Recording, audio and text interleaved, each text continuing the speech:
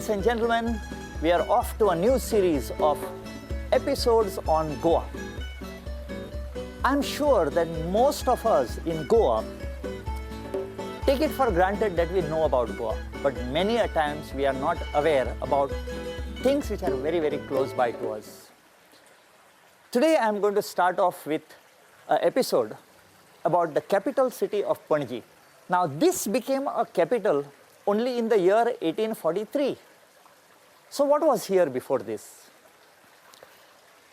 This place was initially a very, very marshy land. It was one gentleman who was called as Mosmikar, who came here from Mozambique, and he bought this entire area, which was a very marshy land, and it must have been a huge open space. In Konkani, we call it a moro. From there, possibly, the name Mara must have come. It was later that this Mosmikar, he planted a lot of coconuts. So this became a coconut grove, and it was called as Palmar Pont.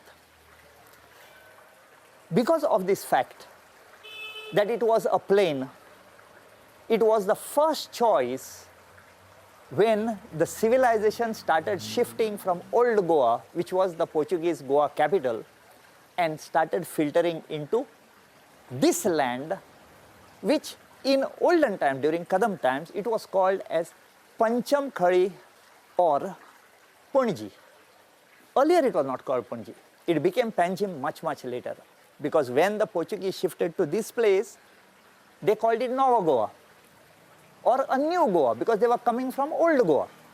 The first thing that any civilization needs is potable water, water to drink. This particular spring that you see behind me is where the entire city of Panji was born around.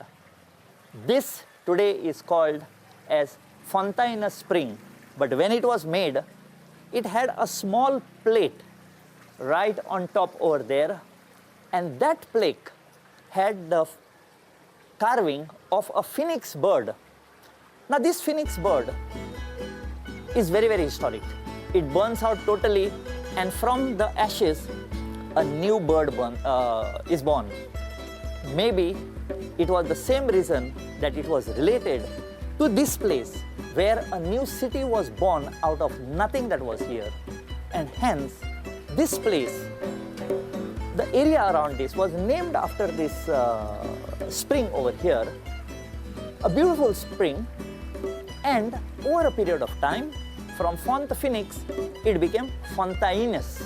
So here, the locality what we see around, and which we will get to see around, still maintains that old charm of construction which was made with the materials brought from old Goan houses. But the reason why they shifted from old Goa was sanitation.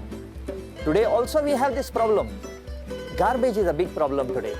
So please take care of your surrounding so that we do not repeat what happened to the Portuguese Goa, which made them shift from old Goa to this place and come up with a new city.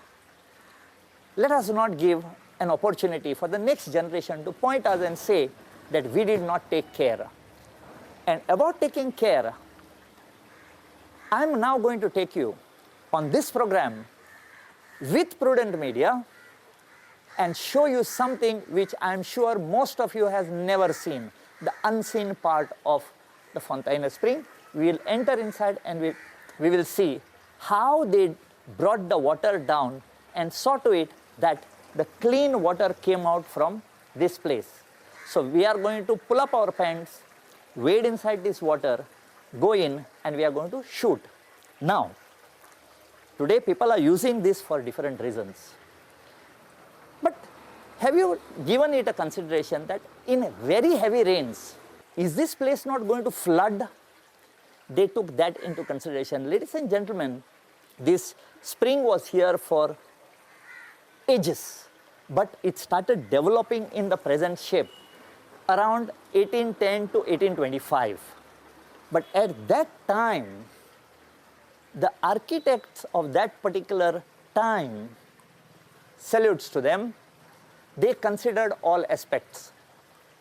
And which was that aspect? It's about the flooding. And what they did was, they constructed a tunnel where the flooded water could be taken out from here and it went out to the Mara Lake. Just think, very futuristic thinking. So now what we will do, sun is very hot. Let me cool down along with my team, and we will take you inside and show you for the first time the springs of Fonte Phoenix or the Fontainhas spring.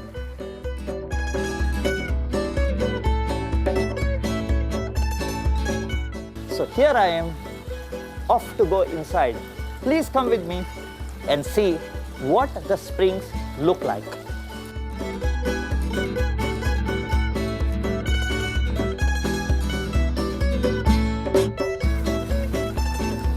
So here we are to the gateway inside the Fontainhas spring. You are lucky to see this. And we are being accompanied by Mr. Andrew, who is taking amazing care to see that people do not misuse this place. So we are now going to follow Andrew to go inside. Andrew Bob.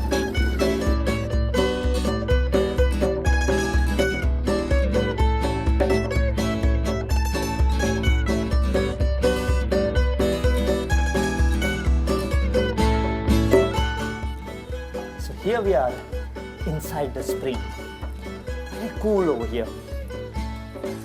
Now here, in this place where I am, you can see me very cautiously treading over here. There is almost about 5 inches of muck. Now here in this open area, the water that comes from the spring gets collected. All the dust which is inside settles down over here, and only the pure water from top flows out from those openings.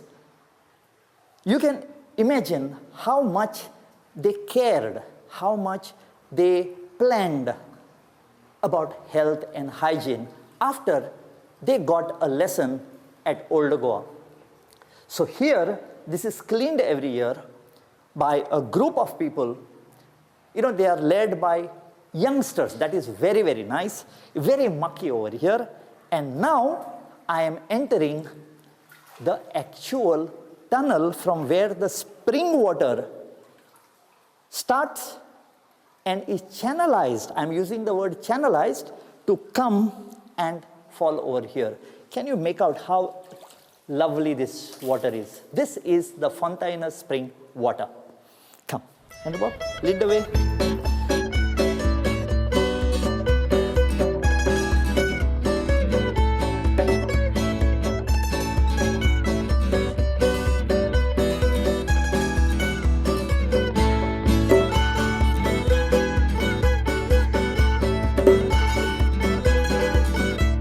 Yes.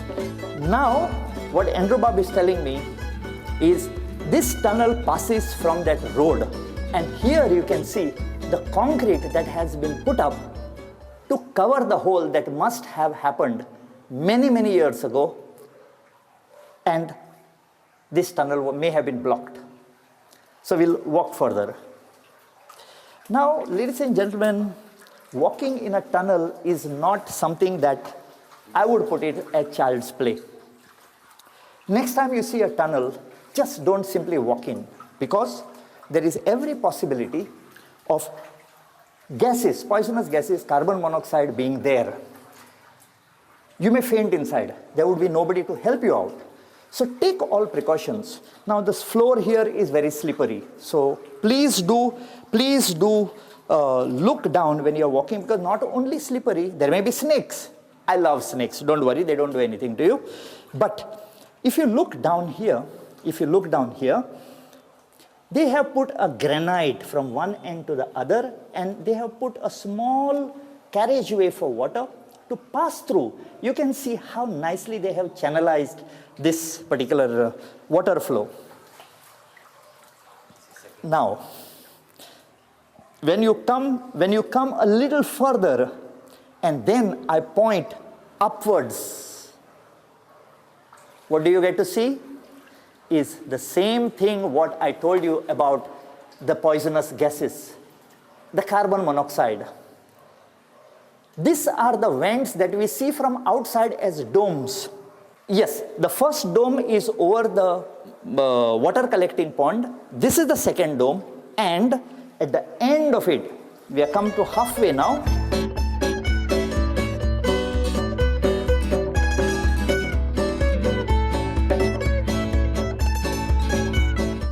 So now Andrew Bob is going to tell us about the springs. Andrew Bob?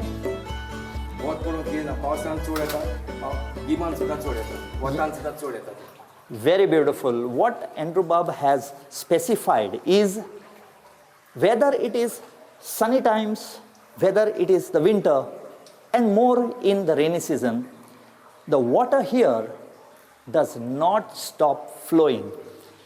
Now you can see how nicely they have made these niches for each spring to come out. And we will count them. This is number 1, this is number 2, this is number 3. So you can see the water sipping out. This is what you call a spring. This is number 4. This is number 5. This is number 6. And this is the last one, number 7. Was it that each of these spring water was supposed to be for one day of the week? I don't know. 7 was a very beautiful number. I love 7. But at the end of it over here is another dome here.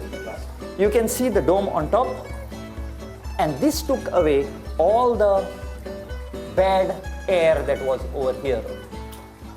In 1855, this cross was put up over here.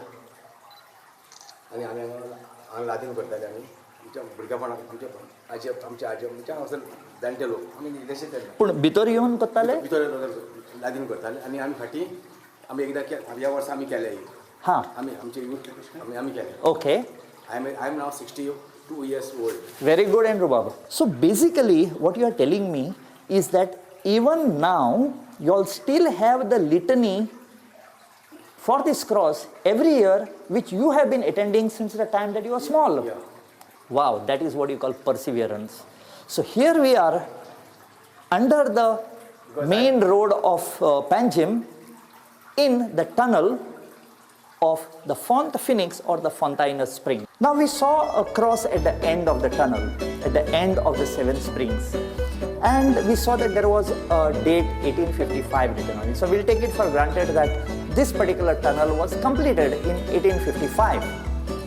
But as we were coming down, and what Andrew Bob told us about holding a litany, we saw a lot of these candles. How beautiful this tunnel must be looking if both sides we have got candles. And he pointed out another thing also, that on the side there is one cross here, on the other side there is another cross here, and as we go down further we see another cross with a moon, and all 3 crosses are different as of now.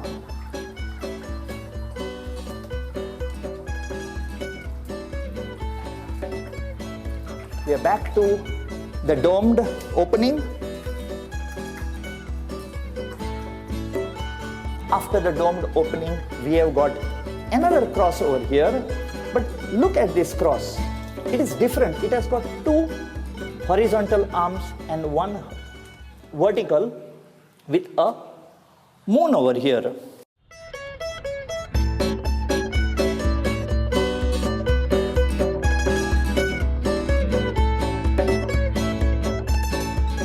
You can see that parts of it is broken down and is breaking down. A lot of roots are coming inside. There is a need for its upkeep.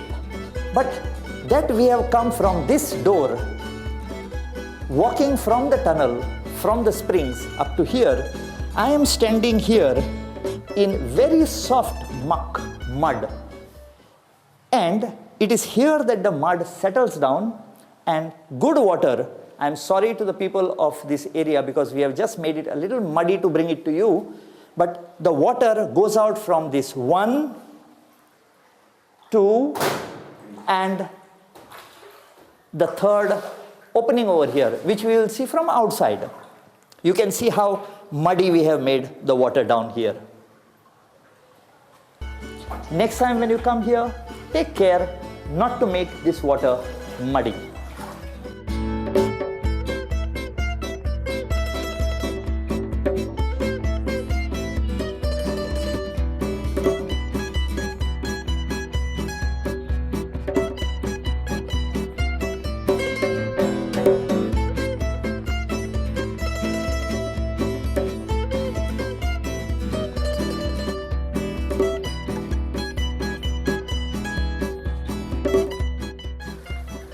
Now that we have seen the inside of Fontainhas, now we will see, the Fontainhas spring, let us see how this small, beautiful Latin quarters of Panjim has developed. So follow me and we will go and see the beautiful, cute houses and the aspects about what was that village earlier, which has now grown into a suburb of the capital city, Panjim.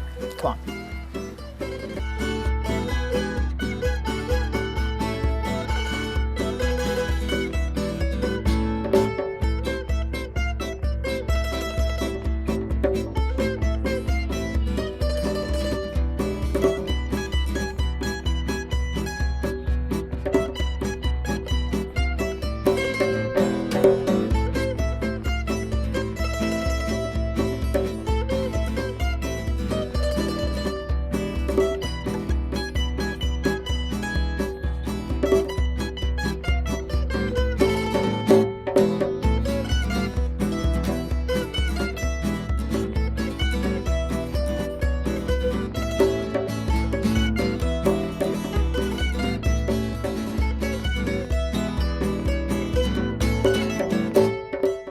So now that we have come to the temple of Sri Maruti on the hillock of Altino, we met the treasurer, Subhash Anand Sakalkar.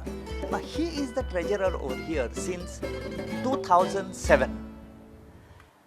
Let us find out from him when this temple was established and who were the people who established it. So Subhash Baba, can you tell us when this historic temple over here at Altino in Panjim was established and who are the people who established this? It was built in 1934, 22nd March. As per my knowledge, it is So not around yeah, 1934. around 1934. Yes. And who are the main Only people? the two person well, one is Janwa Ramwa Redkar and second one is Nano Tarkar Pendekar. These are the two person, founder two persons. Janu Redkar and Nanu Tarkar Pednekar. Yeah. Okay. From the plaque inside, I read that Janu Redkar paid for this land. Yes, correct, Is it correct. true? Yes, yes, it is true. 100% is true. Okay. Yeah. Now, ladies and gentlemen, we have come to know in very brief from Mr. Sakalkar what the origin of this temple was. I am going to bring to you the history of Sri Maruti temple, which was built way back in 1934, around 1934, and that time you will come to know some fascinating facts about this temple. Thank you very much, Mr. Sakalkar. Thank you.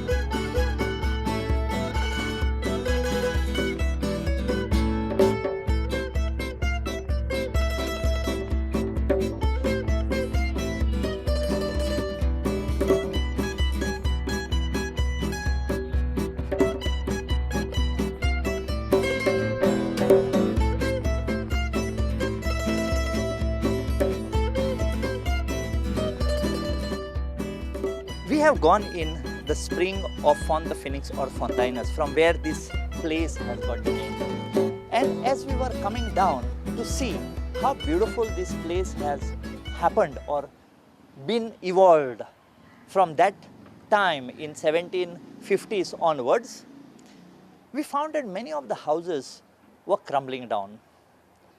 People were not here, they were not staying in the houses. But it was such a passion to find out that there are people who are putting these houses to adaptive use. And when we came here near the Saint Sebastian Chapel, in fact this is very historic also, we found that one such place among many others has been put to adaptive use. So we have come here next to the Afonso guest house, and ladies and gentlemen, why I am showing you this is because the name that has been put over there is put in azulejo tiles, which is basically an art brought from Spain into Goa by the Portuguese. It lasts for hundreds of years. Now, we will find out the reason why this house and how this house was put to adaptive use. So what I'm going to do, I'm going to ring the bell and let's meet the owner of the place. How are you? I'm very well, thank you. How are you? Fine, thanks. Good. Clifton, we were appreciating that amongst these wonderful Latin quarters of Panjim, Okay.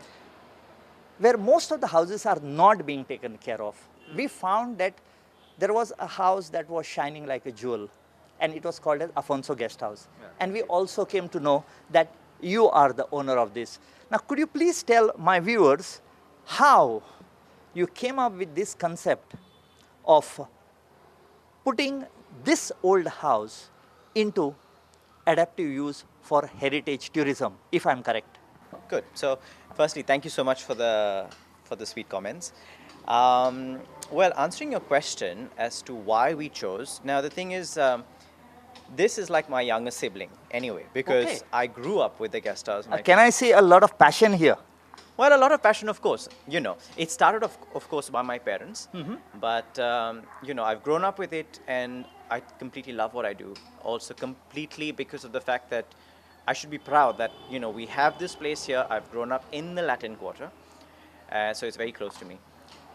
Regarding this house, I think that, you know, it's nice when you have a guest house like that.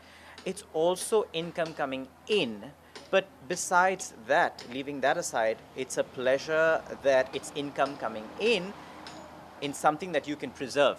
Perfectly, all right. Because I will tell you that what we have in terms of the architecture is very reflective of who we are. It's the culture, it's the architecture that describes us Goans. And if we lose that, then we do not have an identity for ourselves, you know. You told us about the people who are coming to your guest house, your heritage guest house. That's where, that's how I can refer it to. You told us about how they come over here. I would like to know your view. What are their views when they are leaving from here? Their views when they're leaving from here. That's an interesting question. Coming back to your question, what they feel is moving back in time, seeing what it was like, being in this place in the current era that we are in. We experienced that, what was in the past, and I think those are the fond memories that they take back. Thanks to Clifton, there are many people in Goa who think like him. And I hope that, like the phoenix bird, let us rise up from our dream and make our past our future. I mean, the heritage part of it. Thank you very much, Clifton. Thank you so much. Pleasure was mine. So, among these houses that we saw over here with beautiful burgundy color, ochre color, light green color, indigo color, that is deep blue, we saw that these houses, some of them need to be taken care of. But this is one area near the Saint Sebastian Chapel where the houses are well maintained by the people. People are staying over here. Now, just for your information, today when we say there is this chapel called as Saint Sebastian Chapel, many of us may not know this, but what we see today as the Saint Sebastian Chapel is not the original chapel. The original chapel was about 80 meters, 75 to 80 meters in front of this particular area, right at the junction of the road. And the Portuguese felt that they needed to make this main arterial road, which we know as 31st January Road. Now it has been changed to Ramchandra Naik and Nanu Tarkar Pednekar Road. But on your own, come over here, walk around, look at the balconies, look at the windows, meet the people, enjoy the heritage. So, we have now come to the end of episode 1, where we have talked about Panjim literally growing out of something called as Fonte Phoenix or Fontainhas. The whole area is named after it. We will now proceed to how the different villages were connected, and behind me you can see a beautiful bridge and even the new bridge, the third Mandovi bridge coming up. We will talk about the accesses into Panjim, how people from Santa Cruz, how people from Taligaon, how people from Ribandar and Old Goa came into this place, and we will also find out the importance of this Pont Linares. Now there are many things in Panjim that you may want us to do, or in Goa. So if you have any message for us, if you have any suggestion for us, or if you have any information for us, please write to us on the email that you see over here and let us know how you like this program, how you want it to be changed, what is the information that you want to know. So till we meet again, bye-bye. Mo Gasuni.